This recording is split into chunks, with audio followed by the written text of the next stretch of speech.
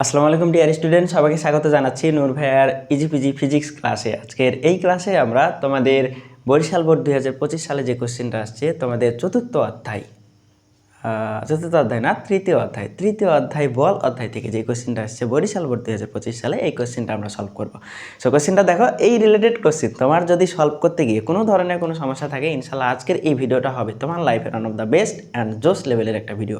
এই ভিডিওতে আমি তোমাকে শুধুমাত্র একটা শিখেও সলভ করাবো না, এই ভিডিওতে আমি তোমাকে শিখেও সলভের পাশাপাশি আমি তোমাকে ফিজিক্সের প্রত্যেকটা সৃজনশীল, প্রত্যেকটা অধ্যায়ের সৃজনশীল কীভাবে সলভ করবা সব টেকনিক বলে দেবো।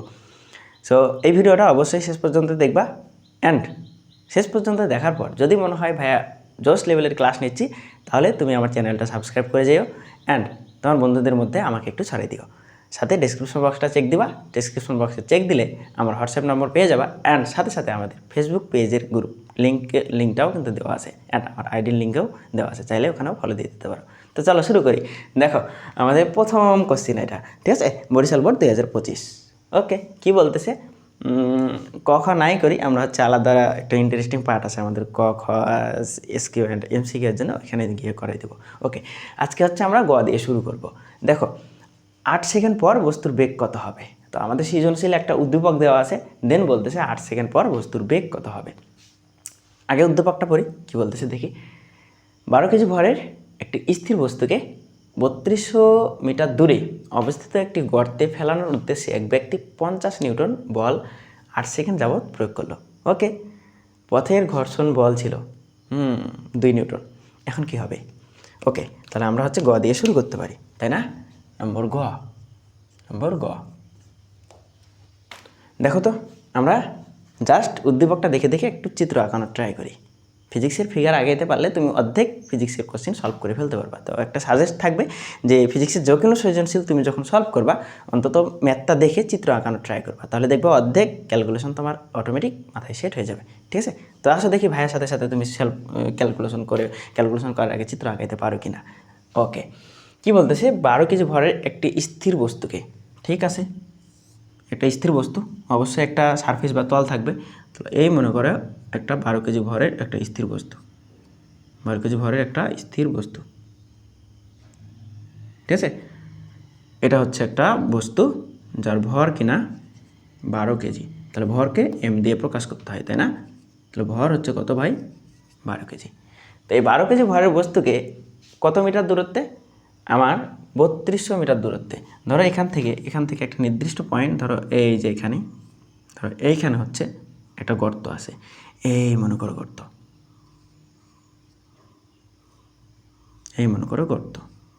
ঠিক আছে। তো এই গর্তে মনে করো বস্তুটাকে এই গর্তটাকে তোমার মনে করো গর্তে বস্তুটাকে ফালাইতে চাই, ঠিক আছে।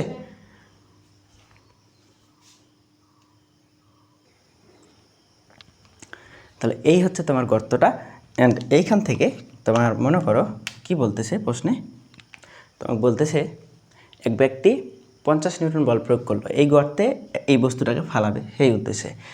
এখান থেকে ধরো এই ব্যক্তি এই দিক বরাবর বল প্রয়োগ করছে অ্যান্ড এই বলটা ধরো আমি এই দিকে দেখাচ্ছি, একই বল, হ্যাঁ। তো এই দিক বরাবর তোমার মনে করো বস্তু বল প্রয়োগ করছে এক ব্যক্তি। তো এই যে বল প্রয়োগ করলো, এটা হচ্ছে তোমার প্রয়োগকৃত বল, যেটা প্রয়োগ করে সেটা হচ্ছে প্রয়োগকৃত বল। কত নিউটন? এটা হচ্ছে আমাদের 50 নিউটন। এটা 50 নিউটন এক ব্যক্তি দিল। তো মনে করো ব্যক্তিটাকে যদি দেখতে চাও, এই যে একজন মোটাসোটা ব্যক্তি, তো অনেক যেহেতু বল প্রয়োগ করতেছে তার মানে একটু মোটাসোটা হইতে হবে, তাই না? এই মনে করো ব্যক্তিটা, হ্যাঁ, এই ব্যক্তি মনে করো বল প্রয়োগ করতেছে এখান থেকে, ধরো এখানে দাঁড়ায় আছে, এখানে দাঁড়াইয়ে ধরো ধাক্কাটা দিচ্ছে, ঠিক আছে। অ্যান্ড এখান থেকে তোমার হচ্ছে কী করতে হবে? দেখো বস্তুটা যে পর্যন্ত বল প্রয়োগ করছে, বল প্রয়োগ করার সাথে সাথে বস্তু কী হয়েছে তোমার, এই যে সারফেস আছে না, এই সারফেস বা তল, এই সারফেস বা তলের ঠিক বিপরীত দিকে একটা বল কাজ করছে, এই যে বল, এই বলটা কি? এই বলটা হচ্ছে আমাদের ঘর্ষণ বল। তো ঘর্ষণ বলটা কাজ করছে, এটা হচ্ছে আমাদের ঘর্ষণ বল। যেহেতু বল প্রয়োগ করার পরে বস্তু যাচ্ছে, বস্তু গতিশীল হচ্ছে, তাহলে আমরা যে ঘর্ষণ বলটা পাবো এটা হবে অবশ্যই গতীয় ঘর্ষণ, তাহলে এটা হচ্ছে আমাদের এফকে, তাই না?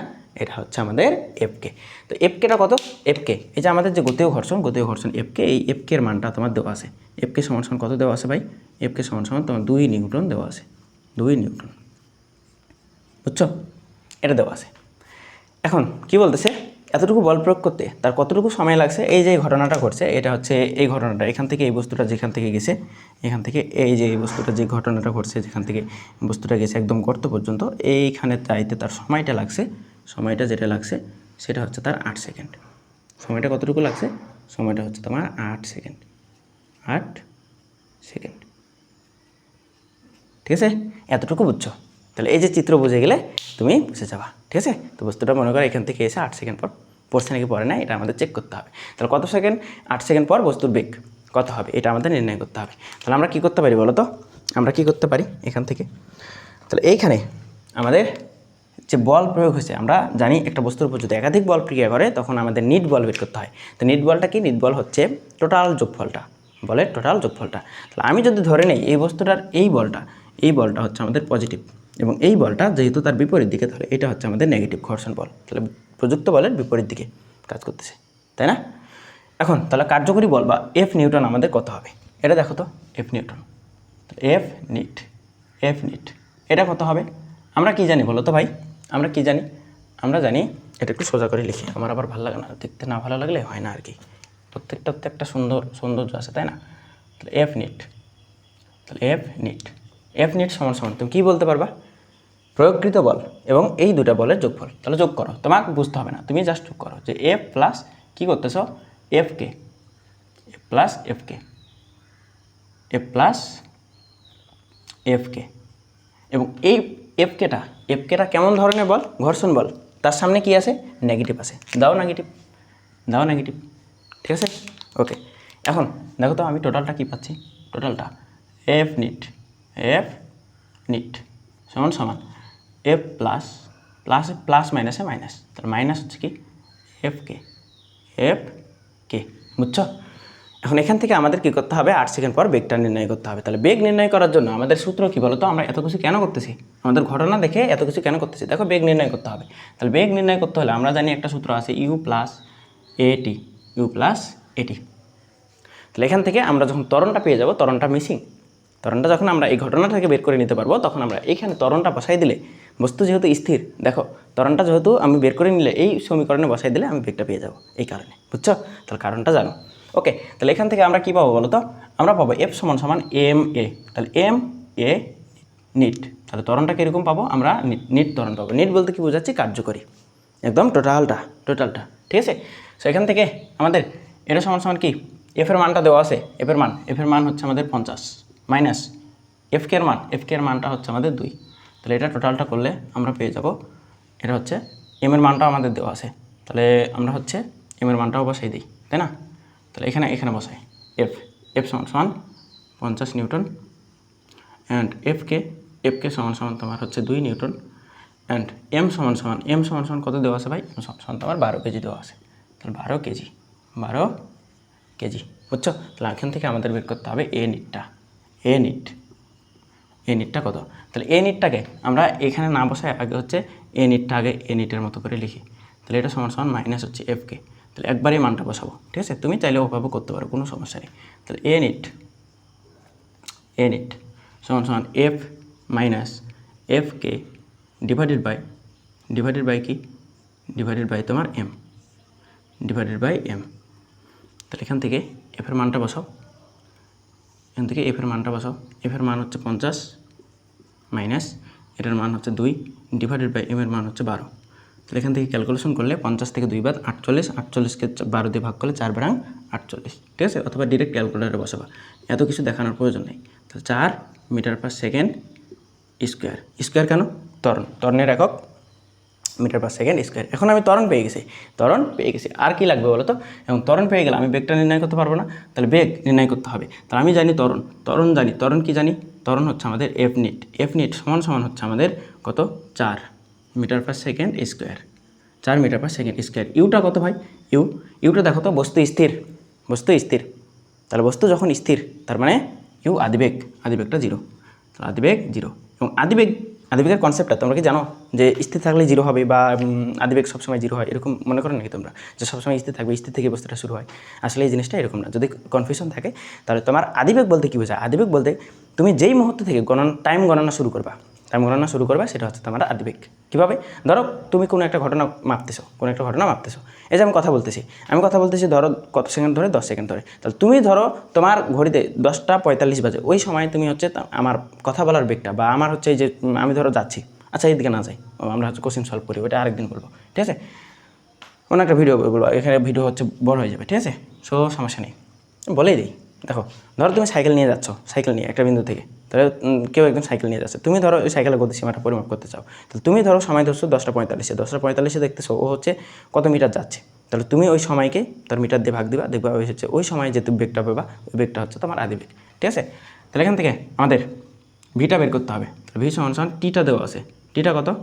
8 সেকেন্ড, 8 সেকেন্ড। এখন তোমরা চাইলে এই জায়গাগুলো স্কিপ করতে পারো, ঠিক আছে? যেগুলো তোমাদের হচ্ছে সমস্যা হবে স্কিপ করে নিবা, ঠিক আছে? ওকে, তাহলে অতএব ভি সমান সমান কী বলো তো ভাই?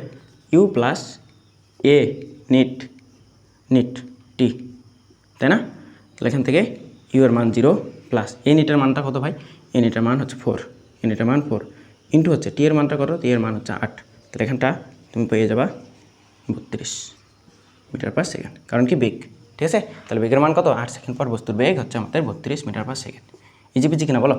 একদম ইজিপিজি, ঠিক আছে? তাহলে কনসেপ্ট, বেসিক, চিত্র, ফিগার, ম্যাথ, অ্যান্সার, ঠিক আছে? সব কিছু একদম জস সব কিছু। দেখো তো সুন্দর লাগতেছে না?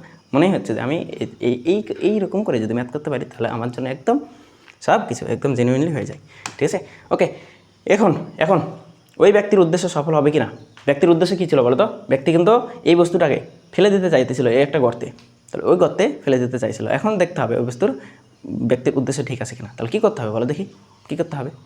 যে ঘটনা এই জায়গায় ঘটছে, এই ঘটনার মধ্যে যে যতটুকু দূরত্ব অতিক্রম করাতে চাই, দেখো তো 3200 মিটার দূরত্ব অতিক্রম করাতে চাই বস্তুটাকে, ও হচ্ছে বল প্রয়োগ করছে নির্দিষ্ট, ওখান থেকে 3200 মিটার দূরত্ব অতিক্রম করায় এখানে ফেলতে চাই, এটা হচ্ছে তার উদ্দেশ্য।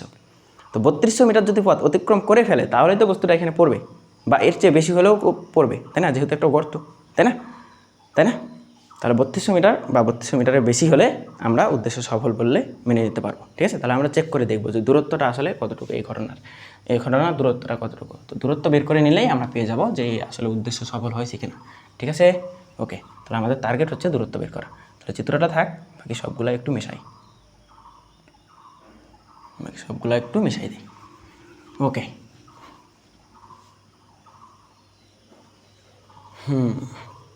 এবার তুমি একটু ঘ নম্বর লেখো, তাহলে এটা হচ্ছে তোমার ঘ, বুঝছো? ঘ, তাহলে কী লিখবা? গ হতে আমাদের ত্বরণের প্রয়োজন হবে, বেগের প্রয়োজন হবে, তাহলে তুমি লিখবা গ হতে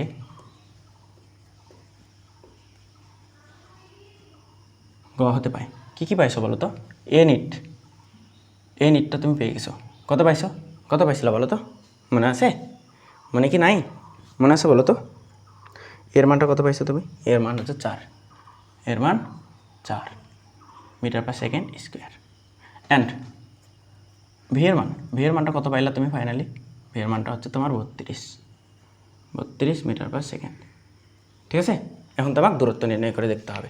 এখন ঘটনা দেখো, বল প্রয়োগ করছে 50 নিউটন, তাহলে এই 50 নিউটনের জন্য কতটুকু দূরত্ব অতিক্রম করে সেটা দেখব।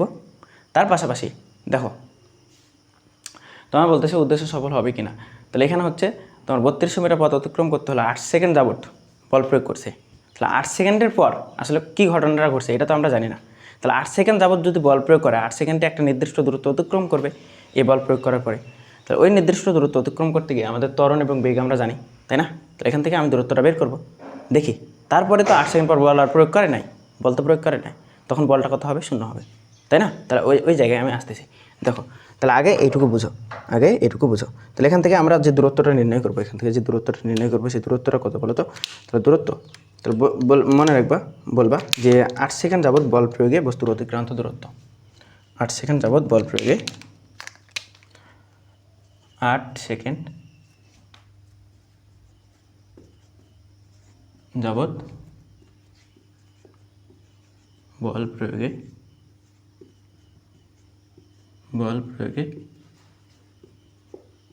বস্তুর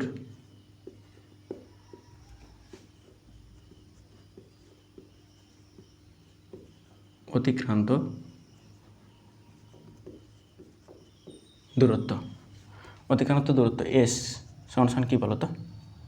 এস সমান সমান আমরা জানি ইউটি প্লাস হাফ এটি স্কোয়ার। কারণ কি ত্বরণ জানি, আদিবেগ জানি, সময় জানি, তাহলে এখান থেকে আমি দূরত্বটা নির্ণয় করতে পারবো। তাহলে দূরত্ব মনে করো এটা হচ্ছে S1, এটা হচ্ছে S1 বা এস দিয়ে রাখো, সমস্যা নেই। তাহলে ইউটি, ইউ কত 0, 0 ইন্টু 8 প্লাস এটা কত হাফ, এটা হচ্ছে হাফ ইন্টু এর মানটা কত ভাই, এর মানটা হচ্ছে আমাদের 4 ইন্টু টি এর মানটা কত, টি এর মানটা হচ্ছে 8, তাহলে এটার উপর স্কোয়ার। তাহলে তুমি একটু সাইড নোট দিয়ে ফেলবা, আগেই সাইড নোটটা দিয়ে ফেলবা যে কী কী তোমার হচ্ছে ডাটা এই জায়গায় তুমি পাইছো, ঠিক আছে। তাহলে এই জায়গায় একটু লিখো যে ইউ সমান সমান 0 মিটার পার সেকেন্ড, এন্ড সময়টা হচ্ছে তোমার 8 সেকেন্ড। বাকি দুইটা তো উপরেই তুলছই, ঠিক আছে। অ্যান্ড এখান থেকে আমাদের বের করতে হবে এসের মানটা, ঠিক আছে। অ্যান্ড এগুলো কিন্তু বাংলাতে লিখতে হবে, বাংলাতে লিখে করবা। তাহলে এটা যদি ক্যালকুলেশন করো, ক্যালকুলেটারে বসাই দিলে তুমি পাবা 128 মিটার, 128 মিটার, ঠিক আছে। এখন কি শেষ হয়ে গেছে? না, শেষ হয়নি। আমাকে এবার দেখতে হবে এইটুকু হচ্ছে আমরা 8 সেকেন্ডের মধ্যে বল প্রয়োগ করার ফলে আমরা পাইলাম 8 সেকেন্ড বল প্রয়োগ করার ফলে পাইছি। এখন আমি যদি বল সরাই নেই, তাহলে এই বেগের জন্য আমি যদি বল সরাই নিই তাহলে বলটা কত হবে বলো তো? তাহলে ত্বরণটা কত হবে? ধরো আমি বল সরাই নিলাম, তাহলে এই ঘটনা দেখো, ধরো আমি বল সরাই নিছি, নিট বলটা আর নাই, নিট বলটা একদম 0, কার্যকর বলটা তোমার হচ্ছে, বা এই বলটা হচ্ছে আমাদের 0 করে ফেলছি, এই বল যতটুকু কাজ করছে এখন আর নাই, তাহলে নিট বল। তাহলে আমরা কি পাইতাম বলো তো? তাহলে এখান থেকে আমরা হচ্ছে পাইতাম এফ নিট, তাহলে তো এফ, বা এখানে হচ্ছে বাংলাটা তুমি লিখতে পারো, বাংলাটা লিখে দিলে ভালো হয় যে 8 সেকেন্ড পর বস্তুর বেগ তোমার এই যে এটা 8 সেকেন্ড, কলম ওয়েট,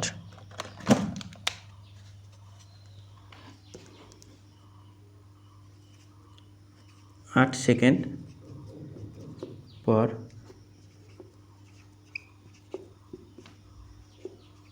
বস্তুর বেগ কত? ভি সমান 32 মিটার পার সেকেন্ড, ঠিক আছে। এখন বল যদি সরাই নেই, বল সরিয়ে নেওয়ার পর, এবার ধরি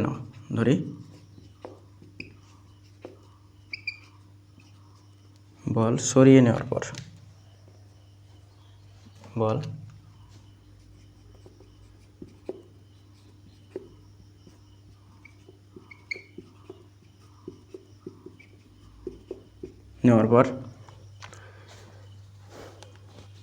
বস্তুটি ত্বরণ হয় এবং বস্তুটি বল সরিয়ে নিলে তো বস্তুর কী হয়ে যাবে?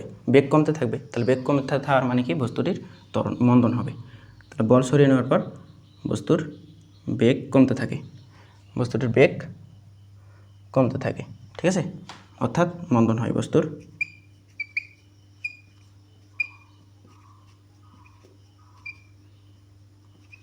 মন্দন এ হয় বা এ প্রাইম হয়, ঠিক আছে, এ প্রাইম হয়। ফলে বস্তুটি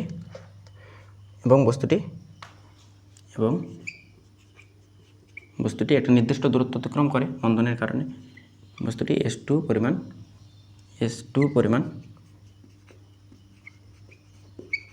বা S প্রাইম পরিমাণ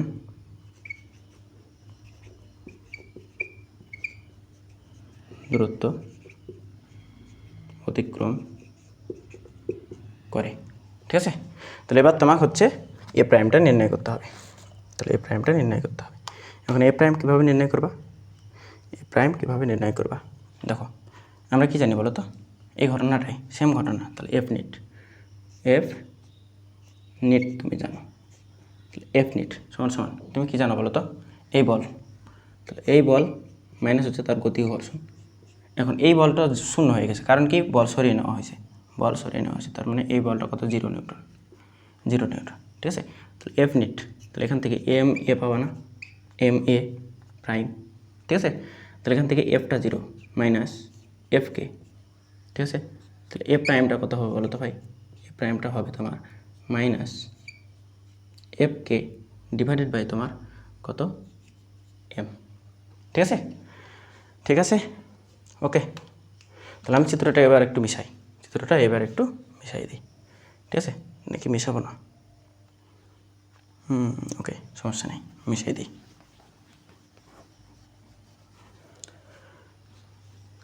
তাহলে এবার হচ্ছে তুমি এ প্রাইমটা পাবা, কত বলো তো, মাইনাস এফকে, এর মান হচ্ছে 2 ডিভাইডেড বাই এম এর মান হচ্ছে 12, দেখা যাচ্ছে কি স্পষ্ট কি দেখা যাচ্ছে? হ্যাঁ, তাহলে এটা হবে মিটার পার সেকেন্ড স্কোয়ার, কারণ কি ত্বরণ। এবার এখানে দেখো, তাহলে আমি ত্বরণ পেয়ে গেছি, তাহলে এবার বেগ, আমাকে বেগ নির্ণয় করতে হবে, কারণ কি এর সমান ইউটি প্লাস হাফ এটি স্কোয়ার, এখান থেকে আমি নির্ণয় করবো ত্বরণ এবং বেগ যদি আমি জেনে যাই তাহলে ওখান থেকে আমি দূরত্ব নির্ণয় করে নিতে পারবো, ঠিক আছে। তাহলে এখানে আমি হচ্ছে শেষ বেগটা জানি, দেখো বেগটা আমি জানি, কই যেখানে বেগটা আমি জানি, ত্বরণটা আমি জানি, ঠিক আছে। তাহলে এখান থেকে আমি এই ত্বরণটাও জানি, ওই ত্বরণ তো কাজে লাগতেছে না, কারণ ওই ত্বরণ থেকে আমরা হচ্ছে দূরত্ব নির্ণয় করে ফেলছি, আমরা বল সরিয়ে নেওয়ার পর যে ত্বরণ, এটা আবার কাজে লাগবে, ঠিক আছে। অ্যান্ড ওই বেগটা আমরা জানি, তো এই বেগটা বস্তুর ক্ষেত্রে তুমি একটা বস্তুকে ধরো একটা নির্দিষ্ট পরিমাণ বল প্রয়োগ করছো, ওই চিত্রটা চিন্তা করো, চিত্রটার দিকে একটু দেখো, খাতায় তো তোমার আসেই, ওই চিত্রের দিকে দেখলে তুমি বুঝবা ওই বস্তুটাকে তুমি হচ্ছে একটা নির্দিষ্ট পরিমাণ বল প্রয়োগ করার পর বস্তুটা একটা নির্দিষ্ট জায়গায় গিয়েছে, ধরো এখান থেকে বল প্রয়োগ করার ফলে বস্তু এই জায়গায় আসলো, তাহলে যাইতে হচ্ছে গর্তে, তাহলে ওইটুকু যাওয়ার সময় তার হচ্ছে একটা বেগ প্রাপ্ত হবে না, তাহলে ওই বেগটা কতটুকু পাইছিলাম আমরা, 32 পাইছিলাম, 32 মিটার পার সেকেন্ড। তাহলে এই বেগটা এখন বল সরিয়ে নিছি, তাহলে এই বেগটা নিয়ে বল সরিয়ে নেওয়ার পর এই বেগটা নিয়ে চলতে থাকবে না, তাহলে এই বেগটা তখন কেমন বেগ, বল সরিয়ে নেওয়ার পর তখন তুমি টাইম গণনা শুরু করো আবার, দ্বিতীয় যেহেতু ঘটনা, তাহলে এখান থেকে তোমার এই বেগটা তখন তোমার আদি বেগ, এই শেষ বেগটাই তখন আদি বেগ আকারে চলতে থাকবে, ঠিক আছে। তাহলে ওই বেগ নিয়ে চলতে একটা নির্দিষ্ট সময়ে গিয়ে শেষ বেগটা কী হয়ে যাবে, গর্তে গিয়ে যদি পড়ে যায় তাহলে শেষ বেগটা শূন্য হয়ে যাবে না, গর্তে গিয়ে যখন বস্তু পড়ে যাবে তখন তো সে স্থির হয়ে যাবে, তাই না, উদ্দেশ্য তো ছিল ফেলানো, তাহলে যখন পড়ে যাবে তখন বস্তুতে স্থির, গর্তে গিয়ে পড়ে গেলে তখন শেষ বেগটা কত হয়ে যাবে ভাই, 0 হয়ে যাবে। তাহলে এবার আমরা বেগ জানি, শেষ বেগ জানি, আদি বেগ জানি, সব জানি, এখান থেকে ত্বরণও জানি, তাহলে এখান থেকে আমাকে নির্ণয় করতে হবে দূরত্বটা, তাহলে এবার এস প্রাইম এটা আমাদের নির্ণয় করতে হবে, তাই না।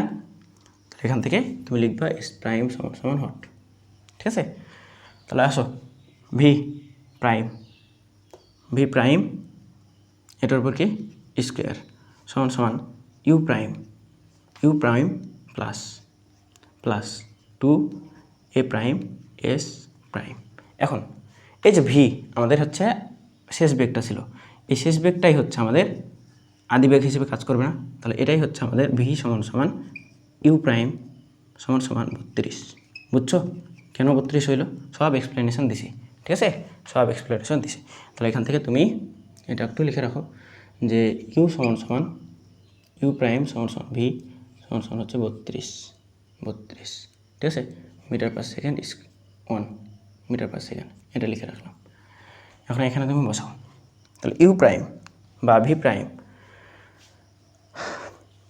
তাহলে ইউ প্রাইমটা আমাদের নির্ণয় করতে হবে, তাহলে এটা কত হয়ে গেছে বলো তো, ভি প্রাইমটা জিরো, বস্তু যখন থেমে যাবে তাহলে এটা হচ্ছে 0 উপর স্কোয়ার সমান ইউ প্রাইমটা কত ভাই, ইউ প্রাইমটা হচ্ছে আমাদের 32 প্লাস 2 ইন্টু এ প্রাইমটা আমাদের মান দেওয়া আছে, তাহলে মানটা আমি বসাই দিই, এটা কত -2 ডিভাইডেড বাই 12, তুমি চাইলে 1 দিয়ে ভাগ করে দিতে পারো, কোনো সমস্যা নেই। তাহলে এটা হচ্ছে আমাদের এস প্রাইম, তাহলে এখান থেকে এস প্রাইমটা নির্ণয় করতে হবে, তাহলে দেখো তো এটা কাটাকাটি, তাহলে এটা কত পাবা 6, তাহলে -6, তার মানে -1/3, তাহলে এটা 2 1 2, 3 2 6, তাহলে এখান থেকে তুমি যেটা পাচ্ছ যে -1 ডিভাইডেড বাই 3 এস প্রাইম সমান তুমি পেয়ে যাচ্ছ কি বলো তো, তুমি পেয়ে যাচ্ছ -32, তাহলে ওই পাশ থেকে মাইনাস ক্যান্সেল আউট, তাহলে এখান থেকে তুমি এস প্রাইমটা সমান কত পাবা বলো তো, সমান 32 ইন্টু তুমি কত পেয়ে যাবা 3, 32 ইন্টু 3, তাহলে এটা কত আসে বলো তো, এটা কি আমি কোথাও ভুল করছি, 32 ইন্টু 3,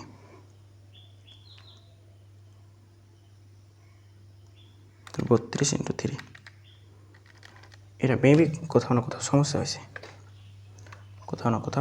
হয়েছে, আল্লাহ, এখন তো স্কোয়ার দেয় নাই, তাহলে 32-এর উপর কী হবে বলো তো? 32-এর উপর স্কোয়ার হবে, 32-এর উপর স্কোয়ার। তাহলে এবার 32-এর উপর স্কোয়ার হলে এটা হবে মাইনাস 32-এর উপর স্কোয়ার। তাহলে -32-এর উপর স্কোয়ার করলে উভয় পাশ থেকে মাইনাস আউট, তার মানে এটা তুমি পাবা, তাহলে এটা হচ্ছে 32-এর উপর স্কোয়ার ইন্টু তুমি পেয়ে যাচ্ছ 3। তাহলে এটা ক্যালকুলেশন করো, এস প্রাইম কত হয়। তাহলে 32-এর উপর স্কোয়ার ইন্টু এস প্রাইম, এটার উপর তুমি ক্যালকুলেশন করলে তুমি এটা পাবা 3072 মিটার। ঠিক আছে, ওকে। তাহলে এবার মোট দূরত্বটা কত? মোট দূরত্ব নির্ণয় করব। কারণ কি, আমি দেখব বল দেওয়ার সময় এবং বল কেড়ে নেওয়ার সময়, বা বল হচ্ছে আমাদের বল সরিয়ে নেওয়ার সময় মোট দূরত্ব, বল দেওয়ার সময় মোট দূরত্ব এবং বল সরিয়ে নেওয়ার পর মোট দূরত্ব কতটুকু। তাহলে এই দুইটা দূরত্ব যোগ করলে আমার যদি 3200 আসে, তাহলে আমি বলতে পারবো এই দুটা দূরত্ব সমান, তাহলে গর্তের দূরত্বের সমান, তাহলে আমি বলবো ফালানো যাবে। ঠিক আছে, তাহলে আমরা ম্যাজিক দেখবো এবার ম্যাজিক। তাহলে এস সমান দেখো তো, আমরা এস টোটাল সমান কি এস প্লাস এস প্রাইম। তাহলে দেখো তো, এটা ছিল 128, মনে আছে? এই যে 128 প্লাস কত ভাই? 3000 কত 72। তাহলে এটা ক্যালকুলেশন করো তো, ক্যালকুলেটর চাপো একবার। দেখছো ম্যাজিকটা কি? এটা তুমি 3200 পেয়ে যাচ্ছ। তার মানে কি বলো তো?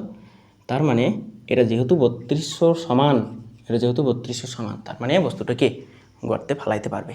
যে ব্যক্তি যে উদ্দেশ্যে বস্তুটিকে ধাক্কা দেওয়া শুরু করছিল, সেই উদ্দেশ্যে বস্তুটি পড়বে, গর্তে পড়ে যাবে। ঠিক আছে, তাহলে উদ্দেশ্য সফল। তাহলে বলবা ওই ব্যক্তির উদ্দেশ্য সফল হবে। তাহলে অতএব ওই ব্যক্তির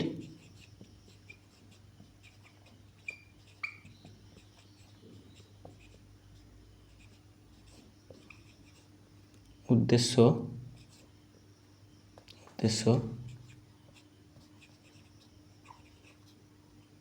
সফল হবে। ডান। দেখো, ফিজিক্স যে সুন্দর জিনিস, মজার জিনিস, এটা তুমি আসলে প্রত্যেকটা ফিজিক্সের প্রত্যেকটা জায়গায় তুমি ফিল করতে পারবা যদি তুমি মন থেকে ফিজিক্সটাকে পড়তে পারো। ঠিক আছে, ফিজিক্স বিরক্ত লাগার কোনো সাবজেক্ট না, বিরক্ত লাগার ওয়ে নাই। ঠিক আছে, তুমি বাস্তব যে জীবনগুলোকে, বাস্তব যে কাহিনীগুলোকে যতটা ফিজিক্সের সাহায্যে তুমি ফিল করতে পারবা, অন্য কোনো সাবজেক্টের সাহায্যে তুমি ফিল করতে পারবা না। তুমি একদম ম্যাথমেটিক্যালি ক্যালকুলেটিভ প্রত্যেকটা জায়গায় তুমি ফিজিক্সে পাবা। ঠিক আছে, তোমার বাস্তব জীবনে যতটা বেশি ফিজিক্সকে প্রয়োগ করতে পারবা, ফিজিক্স তোমার কাছে ততটাই সহজ। দেখো, এটা তুমি একটা রিয়েল লাইফের সাথে চিন্তা করো তো। তুমি মনে করো একটা বস্তুকে এইভাবে ধাক্কা দিছো, দেন ইমাজিন করতে পারতেছো বিষয়টা, যে তুমি মনে করো একটা বস্তুকে ধাক্কা দিচ্ছ, ধাক্কা দেওয়ার পর বস্তুটা কি হচ্ছে, একটা গর্তে পড়বে কি না, তুমি ধাক্কা দিয়ে সরাই দিছো বল, 50 নিউটন বল প্রয়োগ করে একটা নির্দিষ্ট দূরত্বে তুমি বস্তুটাকে ফালাইতে যাচ্ছ।